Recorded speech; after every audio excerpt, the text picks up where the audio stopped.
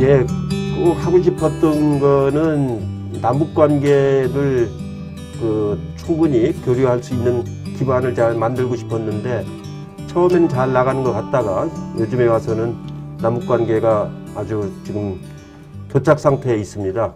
그 점이 제일 아쉬운 점이라고 생각을 하고요. 예, 위기는 뭐 늘 정당 생활을 하다 보면은 찾아옵니다. 큰 바다에서 파도 타기 하는 거와 비슷하다는 그런 생각을 많이 합니다.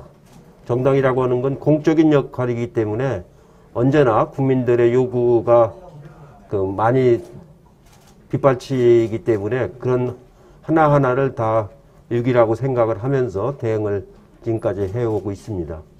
내일이면은 이제 차기 지도부가 이제 선출이 되는데, 지금 시대에는 소통이 매우 중요한 시대입니다. 어떤 일을 하든지 간에 국민들하고 소통하고 또 당원들하고 소통하는 것이 매우 중요합니다. 또 여야 간의 소통도 매우 중요하기 때문에 전체적으로 소통하는 그런 자세로 임해줬으면 좋겠다는 생각이 들고요.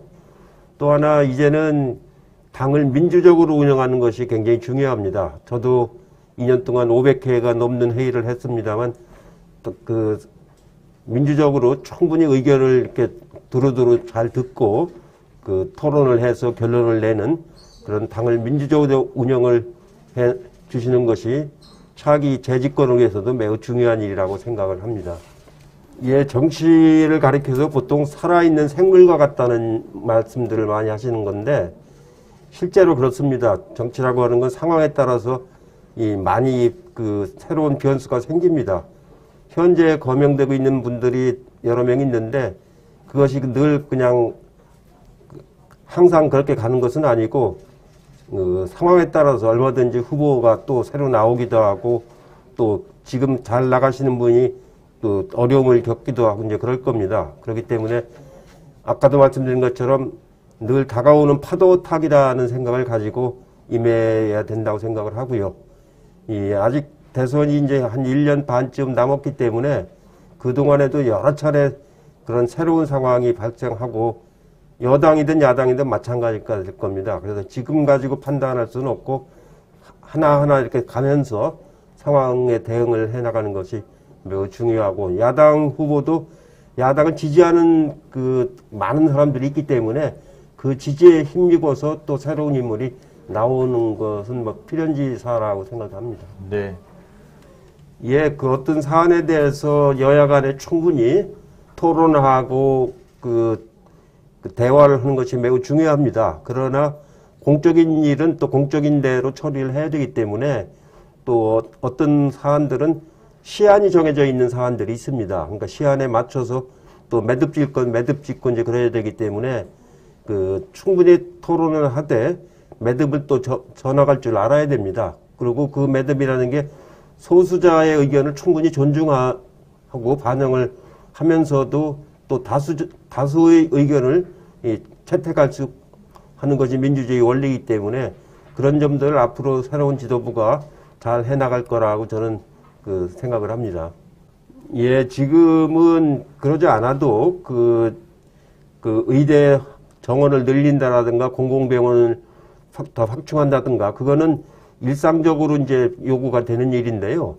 특히 지금은 코로나로 인해서 많은 국민들이 불안하고 어려움을 겪고 있기 때문에 이런 시기에 그렇게 집단 행동을 하는 것은 그렇게 바람직하지 않다고 생각을 합니다.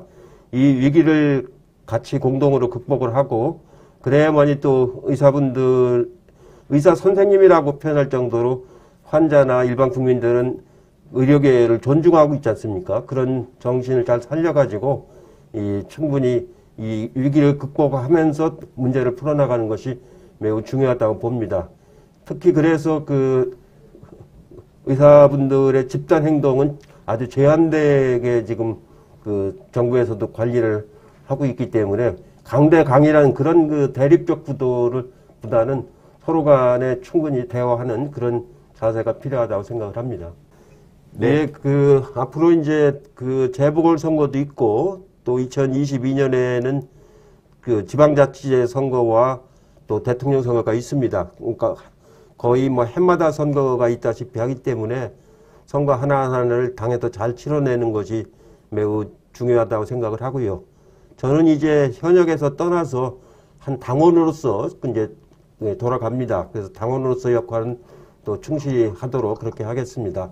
모든 선거는 국민들의 평가를 받는 거기 때문에 정성껏 준비해서 국민들의 평가를 잘 받도록 노력하는 것, 기본적으로 그렇게 하는 것이 정치인의 아주 기본적인 자세라고 생각을 합니다. 늘 말씀드리지만 정치는 가장 공적인 역할입니다. 그러니까 공적인 역할이기 때문에 늘 그런 공인으로서의 자세를 흐트러뜨리지 않고 임해 나가는 것이 매우 중요하다고 생각을 하고 있습니다.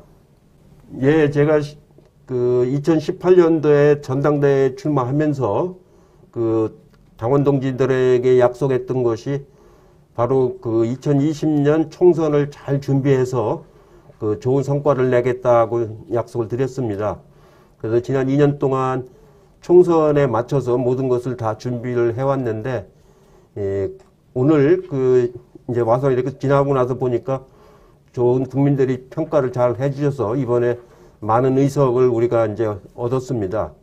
그리고 플랫폼을 만들어가지고 당원들이나 일반 국민들하고 충분히 대화할 수 있는 그런 현대화된 체계를 만든 것도 보람 있는 일이라고 생각을 합니다. 아쉬운 점은 아까도 말씀드렸지만 역시 우리는 남북관계를 잘 풀어가는 것이 매우 중요한 큰 과제인데 그 점을 아직 충분히 이렇게 풀지 못한 점이 매우 아쉬운 점이라서 앞으로도 당원으로서 또 국민으로서 남북관계를 개선해 나가는데 나름대로 최선을 다하려고 지금 생각을 하고 있습니다. 예, 제가 이제 정치를 시작한 게 1988년부터입니다. 그 당시에 김대중 대통령께서 야당 총재이실 적에 이제 정치를 시작해서 지금까지 32년 동안에 노무현 대통령도 모시고 일을 했고 문재인 대통령도 모시고 일을 해왔습니다. 세 분을 모시면서 그분들의 다 공통된 점은 책임감이 굉장히 강하다는 겁니다. 특히 공인으로서 대통령에서 무한 책임감이 아주 강하고 굉장히 성실하다는 점입니다. 저는 그분들 모시고서 공적이기 때문에 당연히 해야 될 일이기도 하지만 그만큼 책임감과 성실성이 무엇보다도 제가 이렇게 높이 평가하는 그런 부분이라고 생각을 하고 있고 앞으로도 그런 분들은 결국 국민들이 만들어가는 거라고 생각을 합니다. 본인들 세 분도 다 자신들의 노력도 중요하지만 국민들이 엄격하게 그걸 요구하고 또 평가하고 그렇게 해서 상호간에 뭐라고 할까요? 이렇게 같이 공생을 해나가는 그런 게 민주주의의 가장 중요한 핵심이라고 생각을 하고 있습니다. 예, 민주당이 극렬 지지층만 대변하는 건 아닙니다. 민주당은 물론 당원들의 의사가 중요하지만 국민 전체의 뜻을 존중하고 받드는 그런 입장을 가지고 당을 운영하는 것이고요. 당내 건전한 비판을 얼마든지 저희는 다 수용을 하고 있습니다. 그동안에도 소수자의 의견들이 언론에도 많이 보도가 되지 않습니까? 우리가 그런 의견 같은 걸 한 번도 인위적으로 무슨 통제하거나 그래 본 적이 없습니다. 그래서 얼마든지 자유롭게 토론을 하고 최고위원회도 어떤 때는 보면은 다양한 의견이 나오지 않습니까? 그 나오는 의견을 마지막으로 정리하는 역할을 당 지도부가 해주는 겁니다. 예, 부동산 문제는 어느 정권이나 다 어려운 문제입니다. 실제로 시중에 유동자금이 많게는 2천억, 아니 2천조, 또 적게는 1,500조 이렇게 풀렸다고 하는데 그 많은 유동자금이 이렇게 산업과 생산적인 데로 가지 않고 늘 대기 상태에 있는 거나 마찬가지라서 굉장히 어려움이 있습니다. 특히 우리나라는 부동산이 가장 큰 자기 재산 아닙니까? 그렇기 때문에 관심도 아주 많고 예민할 수밖에 없기 때문에 이런 부분들을 늘 조심스럽게 잘 관리하는 것이 매우 중요한데 최근에 이제 집값이 많이 올라가지고 여러 가지 국민들이 걱정을 많이 하시는 건 저희도 잘 알고 있지만 현재 상황을 그렇게 쉽게 풀어갈 수 있다고 생각하지는 않습니다. 하나하나 세심하게 따져가면서 관리를 해나가야 되는데, 모르겠습니다. 코로나 이후에 우리 국민들의 의식이라든가 이런 개념이 많이 바뀔 거라고 보는데, 부동산에 대해서도 주거 정책으로 봐야지 이 투자 정책으로 접근한 그런 방식은 그렇게 바람직하지 않다고 생각을 합니다. 특히 이 집이 없는 사람들이 안심하고 살 수 있는 주거 대책에 더 역점을 둬야 된다고 생각을 하고 있습니다. 저는 친노다, 친문이다 이런 용어라든가 개념을 별로 좋아하지 않는 편입니다. 물론 제가 김대중 대통령을 모시고 정치를 시작을 했고, 노무현 대통령도 모시고 했고, 문재인 대통령까지 모셨는데, 어떻게 보면 친김, 친노, 친문을 다 했다고 볼 수 있지만, 그러나 그런 관계 때문에 한 게 아니고 공적인 일을 그분들 모시고 같이 했다고 이렇게 생각하는 게 좋다고 생각을 하고요. 앞으로는 민주당이 누가 어떤 좌장이다 무슨 이런 개념으로 가는 게 아니고 민주당 전체가 시스템으로 움직여 나가는 겁니다. 이번 공천 과정에서도 제가 전당대회 때 약속한 대로 시스템 공천하는 전당원 투표를 통해 갖고 경선 룰을 만들었지 않습니까? 그 룰에 의해서 이제 공천을 했기 때문에 당내 잡음도 비교적 좀 적었던 편이고, 앞으로도 이제 그런 당을 시스템으로 운영해 나가는 그런 집단적인 뭐라고 할까, 리더십이라고 할까요? 그런 것이 매우 중요하다고 생각을 합니다. 저는 이제 현역에서 이제 은퇴를 하는 거기 때문에 제가 할 수 있는 역할이 이제 많지 않다고 생각을 합니다. 예, 차기 정부는 앞에서 말씀드린 것처럼 우리는 기본적으로 분단된 사회에서 지금 70년 이상을 살아왔기 때문에 그 분단을 극복하지 않고서는 나라 발전에 한계가 있습니다. 특히 섬이 아님에도 불구하고 분단됐기 때문에 섬처럼 살아오는 그런 나라이기 때문에 남북관계를 잘 풀어서 정말로 우리가 좀 개방된 사회로 나갈 수 있는 그런 나라를 만드는 게 매우 중요하다고 생각을 하고 있고요. 또 하나는 이제 성숙한 민주주의 체제를 만드는 게 굉장히 중요합니다. 지금까지는 기본적인 형식상의 민주주의는 어느 정도 이루어졌다고 볼 수가 있는데, 그 정도 수준이 아니고 보다 더 성숙한 민주주의를 통해 가지고 모든 사람 공동체를 함께하는 그런 자세를 갖는 것이 매우 중요합니다. 그래야 사회 통합이 이루어지고, 사회 통합이 이루어질 때만이 더 질적으로 발전할 수가 있지, 사회 통합이 없는 성숙한 민주주의 없이는 우리 발전에 한계가 올 수밖에 없습니다. 그래서 두 가지 남북관계를 더 발전시키고 민주주의 자체를 또 성숙시키는 그런 게 매우 중요하다고 생각을 합니다. 예, 자서전은 아니고 회고록을 쓰려고 지금 준비를 하고 있습니다. 제가 32년 동안 여러 가지 공직을 해왔기 때문에 공직에서 했을 때의 어떤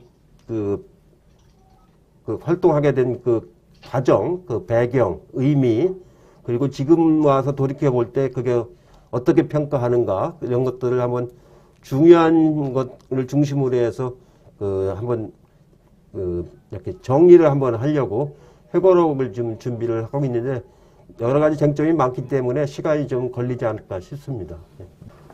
예, 그건 타기 지도부로 넘기려고 하는 것이 아니고요. 윤리심판원은 이 자율적인 기구이기 때문에 당 대표라든가 당 최고위원들이 거기에 어떤 영향을 미칠 수가 없습니다. 그래서 윤리심판원에서 결정되는 결과를 보고 또 이제 판단을 하게 될 건데, 어차피 저는 이제 임기가 이번 지도부는 이제 내일이면 종료가 되기 때문에 차기 지도부로 넘기는 게 아니고 불가피하게 차기 지도부로 넘어갈 수밖에 없는 지금 그런 상황입니다. 정당 지지율이라는 거는 언제나 올라갈 때도 있고 내려갈 때도 있고 그렇습니다. 당이 대응을 성실하게 잘 하는가 못하는가에 따라서 국민들의 마음을 표현하는 거기 때문에 늘 항상 좋게만 나오는 건 아닙니다. 대체적으로 우리 당 지지도가 되게 35에서 40 한 3 사이를 그 범위 내에서 되게 올라갔다 내려갔다 하는데, 그런 거에 너무 일희일비해서는 안 된다고 생각을 하고요. 실제로 여러 가지 여론조사가 있는데 우리가 그 뒤진 적은 한 번인가 있었는데, 예, 그 경우는 우리가 이제 그걸 또 왜 이렇게 뒤지는가를 잘 분석을 하고, 그 이제 대응을 잘 해나가도록 하면 된다고 생각을 하고, 실제로 뭐 어느 한 요인 가지고 그렇게 막 크게 빠지거나 올라가나 하는 게 아니거든요. 그래서 전체적으로, 전반적으로 이렇게 다 대응을 해나가야 되는데, 현재 오늘 나온 여론조사 지지도를 보면은 우리가 40을 약간 넘는 거로 이제 또 나오기 때문에 그런 거에 너무 그 일희일비하지 않는 게 좋다 이렇게 생각을 하고, 우리가 최대한 국민들을 위해서 얼마만큼 진실하고 정성스럽게 임하느냐가 더 중요하다고 생각을 합니다. 예, 이번에 이제 그 임시국회에서 처리한 법들은요, 사실은 너무 늦게 처리가 된 겁니다. 원래는 20대 국회에서 다 마무리를 지었어야 되는데 20대 국회에서 마무리 못 진 것들을 이번에 임대차 그 세 가지 법이 이제 늦게 처리가 된 것이지, 이게 절차상으로 그 맞으면 그 무리하게 처리된 건 아니고요. 오히려 20대 때 잘 처리가 됐으면은 지금쯤은 훨씬 그 부동산 정책이 안정될 수가 있었는데, 너무 늦은 바람에 오히려 시장에 동요가 좀 왔던 거죠. 그런 법을 처리한 거기 때문에 이 객관적으로 판단하는 게 매우 중요합니다. 그 하나하나를 가지고 이 절차를 무리하게 밟은 건 아닙니다. 이란 국회는 네. 이제 그 여러 가지가 있는데요. 의원님들이 우선 그 법안을 제출하고 예산을 심의하고 청원을 이게 청취하고 이런 것들을 그 상근하다시피 이제 하고 있거든요. 제가 보기에는 이 20대 국회보다는 21대 국회 와서 의원님들이 일하는 모습이 훨씬 더 진지하고 아주 그 공부들도 많이 하시고 이제 그러는 것 같습니다. 이런 풍토가 자꾸 발전이 돼서 그 거의 맞으면 상설국회화되는 이런 과정으로 갈 수 있다고 저는 생각을 하고 있습니다. 예, 그 여러 가지 이제 그 공직 생활을 했는데 결국은 이 우리가 이제 집권을 해서 국민의 정부, 참여정부 또 문재인 정부에서 여러 가지 중요한 정책들을 결정을 하고 이제 집행을 해왔는데, 그 자체가 다 이제 어떻게 보면 성과도 있고 또 한계도 있고 이제 그런 것들이죠. 그런 거 하나하나를 좀 돌이켜 보려고 지금 세월호 또 이제 생각을 하고 있는 거고요. 실제로 그 우리가 예상했던 것처럼 잘 안 된 것도 있고 기대했던 것처럼 어떤 경우는 우리가 예상했던 것보다도 더 좋은 성과를 낸 것도 있고 이제 그렇습니다. 그렇게 해서 그 개인적인 보람이라기보다는 국가를 위해서, 국민들을 위해서 좋은 그 정책을 만들어냈던 그런 것들이 그 여러 가지 그 좋은 의미가 있다고 생각을 하고 있습니다. 네. 예, 지금 아까도 여러 번 제가 말씀을 드렸는데 우리나라는 이 분단으로 인해서 여러 가지 많은 그 어려움을 겪어왔고 또 쌍방 간의 그 대립 때문에 그 지금도 갈등을 많이 겪고 있습니다. 그래서 다시는 전쟁이 일어나서는 안 된다라는 그 문제의식을 분명히 하고서 남북관계를 인내심을 가지고 대화를 풀어나가야 됩니다. 당분간 지금 여기 교착돼 있다고 하더라도 포기하지 않고 꾸준히 설득을 하고 대화를 해나가는 결코 포기할 수 없는 길이라고 이렇게 생각을 하고요. 저도 이제 지금 이제 공직 생활을 끝내고 그 동북아 평화경제협회 이제 이사장을 맡고 있는데, 그걸 통해 가지고 정부가 하는 일이 아닌 민간 쪽에서 할 수 있는 그런 남북 관계에 관련된 교류라든가 이런 쪽을 좀 하려고 지금 생각을 하고 있습니다. 예, 그 지금 참여정부에서 했던 것 중에서 문재인 정부에 들어와서 여러 가지 이제 실현되는 것들이 많이 있습니다. 특히 문재인 정부는 사람이 먼저다라는 그 가치를 매우 중시하는 그 정부이기 때문에 모든 분야에서 그걸 사람을 존중하는 그런 관점에서 정책들을 이렇게 잘 펼치고 있는데, 아마 문재인 대통령께서 이제 임기를 마치시면 그 부분에 대한 평가가 나오리라고 보는데, 기본적으로 여러 가지 어려움은 있습니다만 우리 사회를 그 민주적인 사회로 만드는데 크게 이제 기여를 하셨고, 또 뭐라고 할까요? 권위주의가 없어지는 그런 사회로 만드는데 크게 기여를 하셨기 때문에 그런 부분들은 앞으로도 그 차기 정부에서도 계속 더 이렇게 성숙하게 그 발전시켜 나가야 된다고 생각을 하고 있습니다. 예, 그 평가는 제가 하는 게 아니고요. 그 국민들이 이제 평가하시는 거기 때문에 뭐 잘한 일도 있고 후회스러운 일도 있고 이제 그렇죠. 제일 그 좀 아쉬웠던 거는 그 국민의 정부 참여정부가 그 재집권에 이제 마지막에 실패를 해서 그 이명박 대통령, 박근혜 대통령 쪽으로 정권이 넘어가면서 원래 이제 그 국민의 정부 참여정부가 추진했던 정책들이 이렇게 그 뭐라고 할까요? 그 왜곡되는 이런 것들이 볼 때가 참 안타깝기도 하고 아쉬웠다고 생각을 합니다. 특히 그 김대중 대통령이 돌아가시기 전에 하신 말씀처럼 민주주의가 무너지고 경제가 무너지고 남북관계가 무너졌다라는 그런 말씀을 하셨는데 그 자리에도 제가 그 얘기를 바로 들었습니다만 그 말씀을 하시는 걸 듣고 김 대통령도 굉장히 안타깝게 생각을 하셨고 저도 이제 안타깝게 생각을 해서 그때 제가 생각한 것이 이런 정책이 뿌리를 내기 위해서는 그 재집권하는 것이 매우 중요하다는 그런 생각을 참 많이 했습니다. 제가 이제 이렇게 해보면은 정책이라는 게 그 입안에서 그 완전히 뿌리를 내려서 국민들이 효과를 보기까지 시간이 그 아주 짧은 것도 보통 4, 5년씩은 걸리는 일이고요. 그것이 완전히 뿌리를 내려서 흔들리지 않으려면 적어도 10년 이상, 20년 가까이 정책에 걸립니다. 그러니까 남북관계도 그 2000년부터 이제 김대중 대통령이 추진을 해오셨는데 그게 중간에 오이사 조치로 단절 안 되고 지금까지 계속 발전해 왔으면 지금보다는 훨씬 더 좋은 결과를 가져왔을 거예요. 중간에 불과 한 그 10년 만에 그 차단이 됐기 때문에 오히려 그 있던 개성공단까지도 폐쇄되는 금강산도 관광을 못 가는 이런 상황이 지금 왔지 않습니까? 이런 분 때문에 그 안정된 정권이 재창출이 돼서 정책을 이렇게 뿌리를 내리게 하는 게 매우 중요하다고 생각을 합니다. 정부가 2단계 거리두기를 좀 연장한다고 이제 그 발표를 했는데 실제로 3단계로 넘어가면 그건 마지막 단계라고 보셔야 되거든요. 그러니까 마지막 단계 가기 전에 그렇게 안 가고 해결할 수 있기 위해서 정부가 노심초사 노력을 지금 하고 있습니다.